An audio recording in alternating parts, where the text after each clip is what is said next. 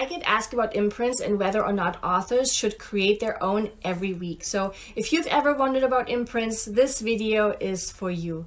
Hi there, I'm Eevi, an award-winning children's author and ghostwriter over on eevijones.com and the creator of Children's Book University.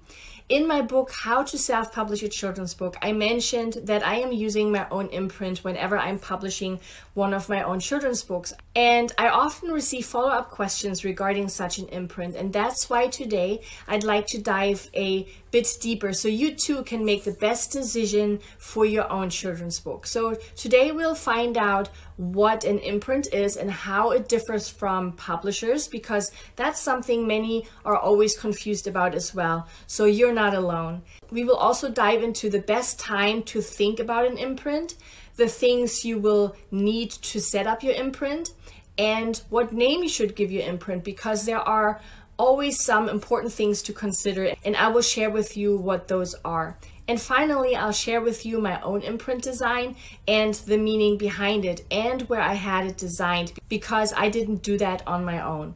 Now, throughout this video, please remember that I'm not an attorney or CPA, so be sure to consult with your lawyer for any binding legal advice. So let's jump right in.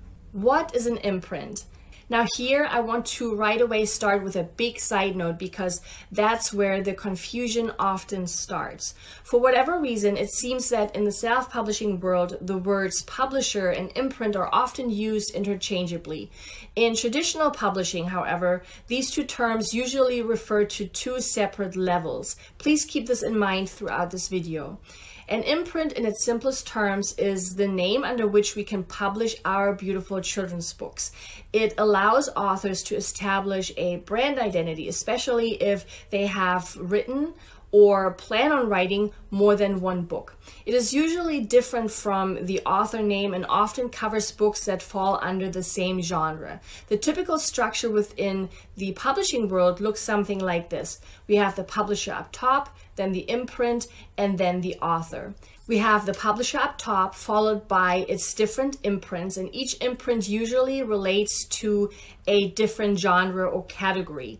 And the publisher Penguin Random House, for example, has nearly 275 imprints, each publishing a certain type or book genre. The Puffin imprint here, for example, publishes children's books. So depending on their genre or category, authors then would fall into the different imprints. Now, separating publisher, imprint, and author name is not necessary. So for self-published children's authors like you and me, for example, all three of these could fall under your own personal name. But like I said, if you're looking to establish yourself as a brand, you may want to consider creating an imprint. The imprint I'm using for most of my own books, for example, is LHC Publishing. Now you may be thinking, but Eevi, based on your definition, shouldn't LHC Publishing be considered a publisher instead of an imprint? And yes, you're absolutely correct. But remember the little side note I previously shared with you. In the self-publishing world, these terms are sometimes used interchangeably. To show you what I mean, I've added a screenshot of KDP's book setup page. Here, we're being asked to enter our imprint, not our publisher. And I believe KDP decided to set this up the way they did because they didn't want to overly complicate things for new authors, because setting up an actual publishing company is far more complex, while creating an imprint is fairly easy to do. Now, of course, this can get as complex as you want it to be. If, for example, you decide to write books in different genres besides children's books, you may want to create different imprints for each. One for your children's books and one for your nonfiction, for example. But again, this is completely up to you. But when should you consider creating your own publishing company instead of just an imprint? Earlier, I said that the publisher or publishing company is the highest entity in a more traditional setup, right?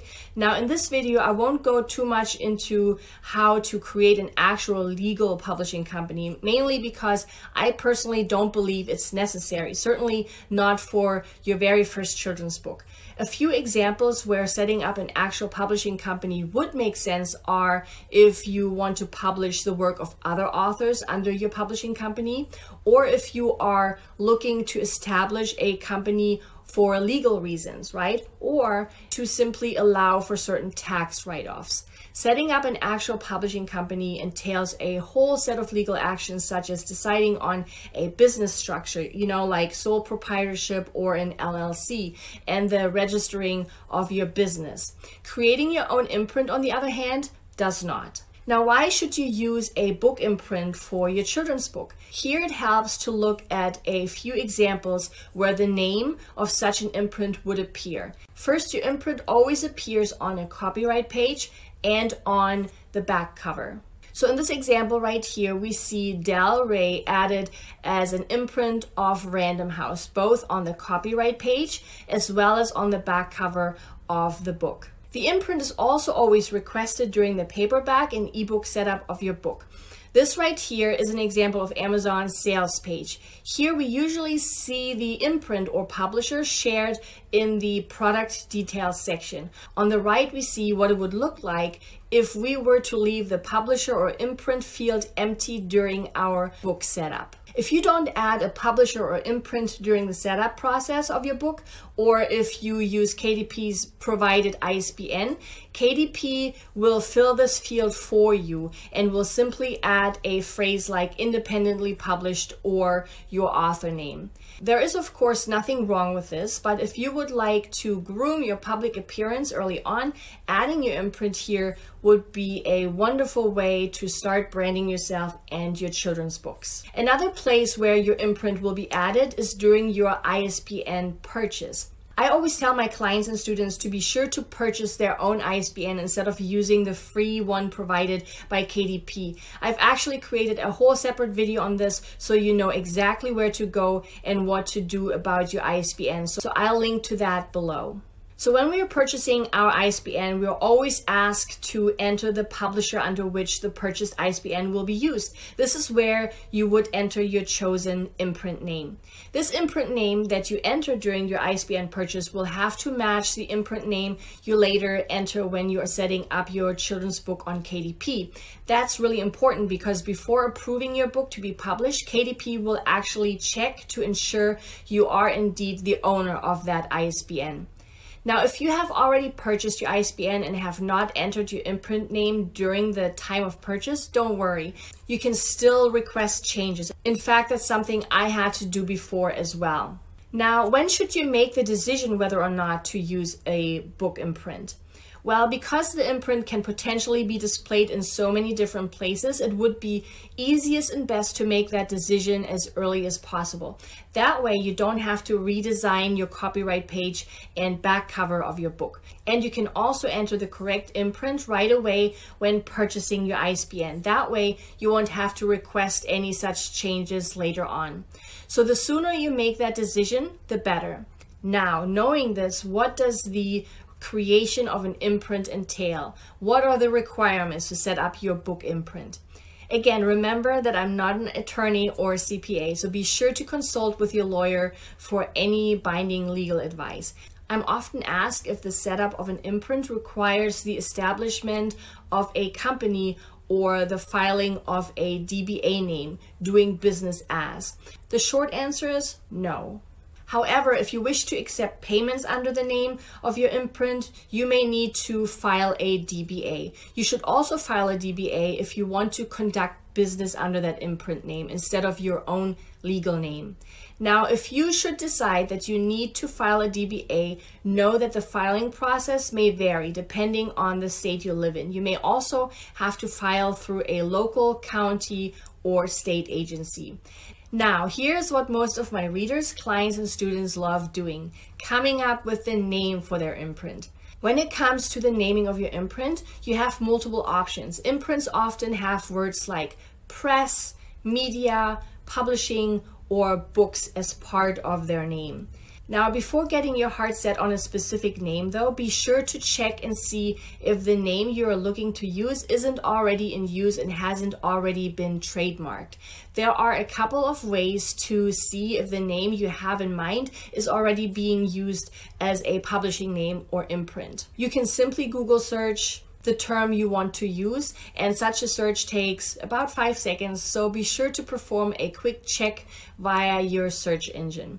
The second option is, because Amazon also indexes the books it sells under the publisher name, we can use Amazon's search engine to see if your imprint name is already in use. The third option is the literary marketplace. This is a comprehensive directory of the American book publishing industry, and I've added the link to it below. So you can use that to search for similar names or names like yours. And the fourth option is the federal and state trademark offices.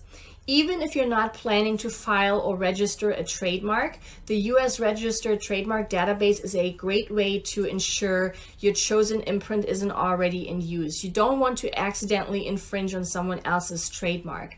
You can also perform the same search on a state level via your state's trademark database. I've added the link to that below as well, but please note that this is for the US only.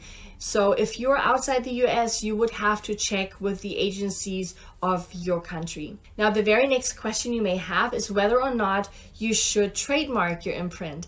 Whether or not you trademark your imprint is, of course, entirely up to you. Just know that you actually own a common law trademark as soon as you start selling books under your publisher or imprint name. Going through the actual process is also rather pricey, with no guarantees that the trademark application will be accepted. But as already mentioned earlier, please consult a legal professional for binding advice. Now, if you're visual like me, your mind might immediately go and think about the design of your imprint. Back when I was looking to design a logo for my imprint, I actually ran a contest over on freelancer.com just to see what some of the designers would come up with. My imprint's name is LHC Publishing, where LHC stands for Löwenherz Creative, which means Lionheart Creative. So I know I wanted to have a lion in my logo as well as the letters LHC. I altered it a tiny bit, but this was essentially the winning design. Two lions representing the bookends to the left and right of the letters LHC, which represent books on a shelf, the shelf being the word publishing. I really love it, and I'm so glad I ran this contest. But now it's your turn. To get your creative juices flowing, here are a few imprints from some of the biggest publishing houses out there. There are so many fun imprint names out there. The sky and your creativity are the limit. If you should decide to use an imprint for your children's book, I'd love to hear all about it in the comments below. I cannot wait to see what you come up with. I remember being so confused about this when I first published my very first children's book, so I really hope this helped to demystify this process and that you see the value in creating an imprint for your own children's book. If you found this valuable, please give this video a thumbs up and subscribe if you haven't yet. Here's to your very own imprint. Bye!